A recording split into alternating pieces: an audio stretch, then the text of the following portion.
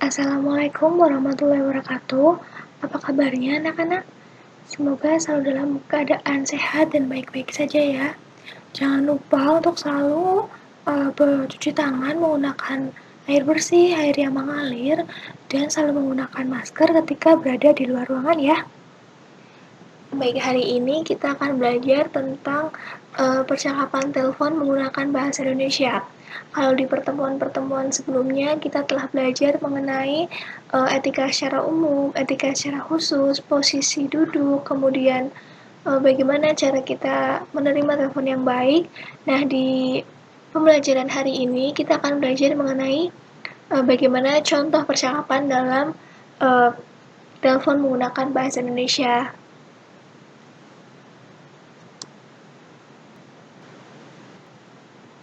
Nah, untuk agenda hari ini seperti yang sudah saya sampaikan sebelumnya bahwa untuk yang pertama kita akan belajar tentang bagaimana posisi atau cara memegang telepon yang baik.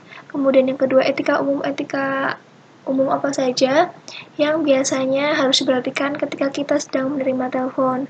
Yang ketiga adalah tentang LPT dan block note. Yang keempat adalah contoh percakapannya.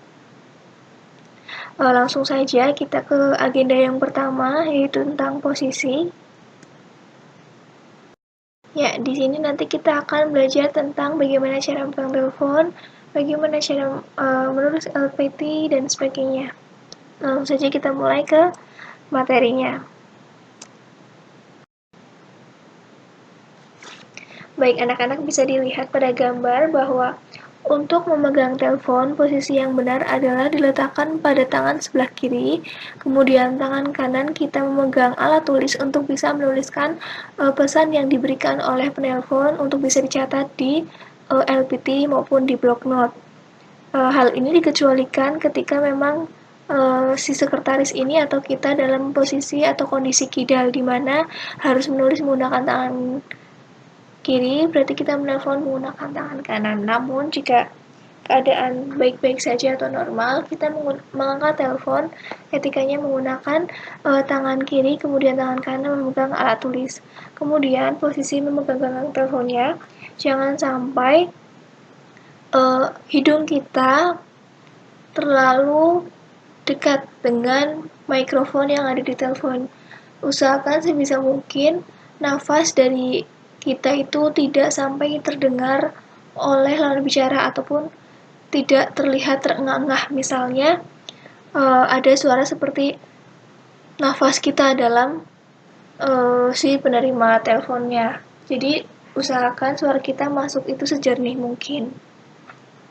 Kemudian tangan kanan memegang alat tulis untuk bisa menuliskan LPT atau pesan-pesan apa saja yang diberikan oleh penerima. Jika penerima kurang interaktif mengenai informasi yang diberikan, bisa kita yang lebih aktif untuk bisa menanyakan apa-apa saja yang harus kita tulis di LPT pun yang kita butuhkan.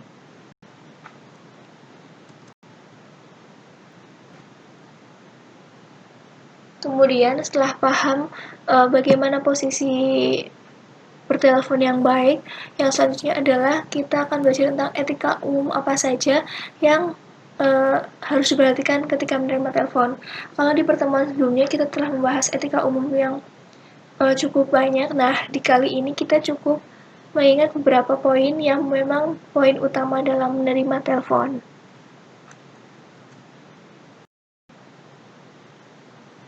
Yang pertama adalah mengangkat telepon pada dering kedua dan menggunakan bahasa yang resmi, yaitu bahasa Indonesia yang baik dan benar. Kemudian, diangkat pada dering kedua karena seperti yang sudah disampaikan di pertemuan sebelumnya, bahwa jika kita diangkat pada dering pertama, itu untuk memastikan apakah si penelpon tersebut salah alamat atau salah sambung atau tidak.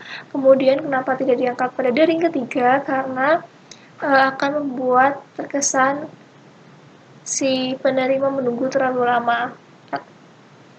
Mohon maaf si penelpon, maksud saya. Jadi kenapa tidak diangkat pada dering ketiga? Karena akan membuat si penelpon terkesan menunggu terlalu lama. Kemudian yang kedua, tidak sambil melakukan aktivitas lain. Maksudnya adalah ketika kita sedang menerima telepon, diusahakan tidak sambil makan, minum, ataupun ngobrol dengan karyawan yang lainnya. usahakan fokus untuk bisa menerima panggilan agar si penelpon bisa merasa dihargai dan kita juga bisa menerima informasi yang diberikan dengan baik pula, tidak ada kesalahan. Yang ketiga, mencatat semua pesan ke dalam LPT. Untuk bagaimana cara mencatatnya, nanti akan kita bahas di agenda setelah ini. Kemudian yang keempat adalah mengulang semua informasi yang diperoleh sebelum mengakhiri telepon. Jadi memang sudah sebagai tugas kita untuk bisa menggali informasi dan menerima informasi apa saja yang bisa kita peroleh dan kita terima dari si penelpon. Namun, sudah menjadi tugas kita juga ketika kita sudah mendapatkan informasi semuanya, sebelum mengakhiri pesan, hendaknya kita mengkonfirmasi ulang semua pesan yang telah kita dapat. Tujuannya adalah untuk bisa memastikan apakah pesan yang sudah kita tulis itu sudah benar atau belum. Bisa saja, misal kaitannya dengan nomor telepon, nomornya ada yang salah, ataupun pesannya bisa ada yang kurang tepat, seperti itu. Nah, seperti yang sudah disampaikan di etika umum, kita akan belajar tentang LPT dan block note. LPT itu adalah lembar pesan telepon yang kita gunakan ketika kita sedang menerima telepon, di mana di dalamnya berisi tentang siapa yang menelpon, serta kepada siapa kita harus menyampaikan pesan dan isi pesannya apa saja. Sedangkan block note digunakan untuk ketika kita akan melakukan panggilan telepon. Jadi kita yang melakukan telepon keluar. Tujuannya adalah digunakan untuk mencatat informasi apa saja yang akan kita sampaikan kepada si lawan bicara. Selain itu juga digunakan untuk mencatat informasi apa saja yang dimungkinkan terjadi atau kita dapatkan pada saat penelponan berlangsung. Misalnya, kita ingin menelpon ke perusahaan A, kita harus mencatat apa saja pesan-pesan yang ingin kita sampaikan ke perusahaan A. Kemudian di saat kita sudah melakukan panggilan telepon, ternyata perusahaan A memberikan informasi, misalnya perusahaan A memberikan konfirmasi bisa hadir di rapat pemegang saham, misal, atau rapat kerjasama. Nah, nanti informasi tersebut bisa kita catat di block note tersebut, seperti itu. Untuk lebih jelasnya, saya beri contoh LPT dan block note-nya. Nah, anak-anak bisa dilihat di sebelah kiri kalian adalah contoh dari lembar pesan telepon, sedangkan di kanan kalian adalah contoh dari block note. Yang pertama dulu lembar pesan telepon. Namun sebelumnya, ini adalah hanya contoh. Untuk format-format LPT dan block note tidak harus baku seperti ini. Setiap perusahaan mempunyai format-formatnya sendiri atau bisa berbeda-beda. Namun pada intinya, poin-poin ini biasanya ada dalam setiap LPT. Untuk lebih komplitnya itu diserahkan kepada masing-masing perusahaan, disesuaikan dengan kebutuhannya masing-masing. Untuk LPT, di situ ada tulisan untuk. Maksudnya adalah kepada siapa pesan tersebut akan disampaikan. Kemudian dep-nya maksudnya adalah departemen, misal untuk Bapak Rudi, departemen atau maksudnya adalah bagian departemen pemasaran, misalnya seperti itu. Tanggal dan waktu adalah diisi tanggal berapa dan jam berapa kita menerima telepon. Kemudian ke bawah lagi ada dari, perusahaan, dan telepon. Dari maksudnya adalah siapa yang menelpon kita. Misalnya dengan Ibu Rita, berarti kita tulis dari Ibu Rita. Kemudian perusahaannya adalah perusahaan yang menelpon, serta teleponnya adalah telepon si perusahaan yang menelpon kita. Kemudian isi pesan adalah diisi pesannya apa. Kemudian di keterangan bisa ditulis penting mohon telepon kembali, akan telepon kembali atau hanya menelpon, bisa dicentang salah satu, disesuaikan dengan hasil dari penelponannya. Kemudian diterima oleh adalah ditulis nama kita selaku yang menerima telepon. Kemudian LPT setelah selesai, sekarang ke block note. Di sebelah kanan kalian sudah ada contoh yang sudah diisi ya. Di situ tertulis konfirmasi keterlambatan pengiriman pesan PC komputer dikarenakan cuaca buruk. Itu merupakan pesan yang ingin kita sampaikan kepada pihak lain. Sedangkan yang bawah adalah informasi yang kita peroleh ketika sedang melakukan telepon. Untuk tanggal adalah tanggal ketika kita melakukan panggilan telepon. Bagaimana, sudah ada gambaran atau paham bagaimana cara menerima telepon yang baik? Kalau sudah, kita bisa lanjut ke agenda yang selanjutnya. Nah, agenda yang selanjutnya adalah contoh percakapan. Di sini saya akan membacakan cara percakapan telepon yang baik antara sekretaris dan penelpon. Nah, sebelum mulai kita harus ingat dulu posisi duduk serta angkatnya pada dering kedua. Selain itu, kita harus mempersiapkan pula alat tulis, LPT, tanggalan, serta jam untuk bisa mengisi LPT sesuai dengan format-format yang telah disediakan. Di sini saya akan mulai dengan suara dering telepon terlebih dahulu, setelah itu baru kita mulai percakapannya.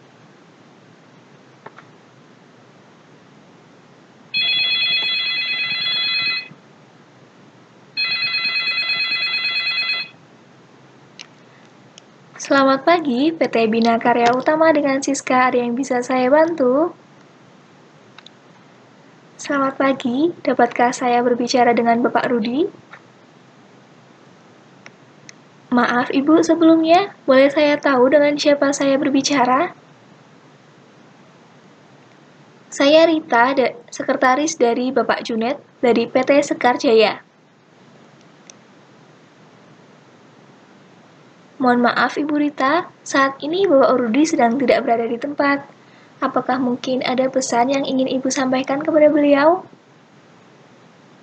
Baik Bu, tolong sampaikan kepada Bapak Rudi untuk bisa segera memberikan konfirmasi kehadiran terkait acara grand opening cabang perusahaan kami pada tanggal 2 September. Baik Ibu, nanti pesan akan saya sampaikan kepada Bapak Rudi. Namun sebelumnya boleh saya tahu alamat perusahaan Ibu? Alamat perusahaan kami ada di Jalan Mahoni nomor 45 Magelang, Ibu. Jalan Mahoni nomor 45. Benar ya, Ibu? Iya, benar, Ibu. Baik, Ibu. Boleh saya tahu juga nomor telepon yang bisa kami hubungi untuk konfirmasi kehadiran?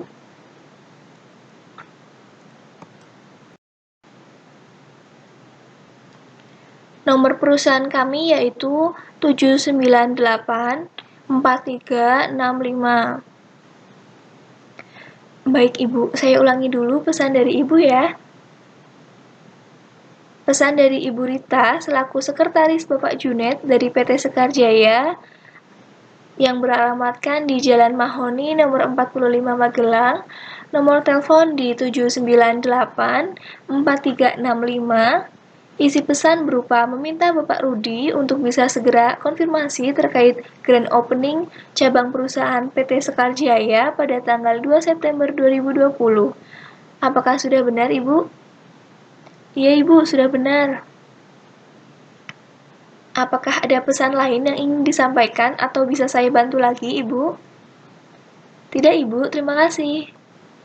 Baik, Ibu, terima kasih telah menghubungi PT Bina Karya Utama. Selamat pagi. Selamat pagi.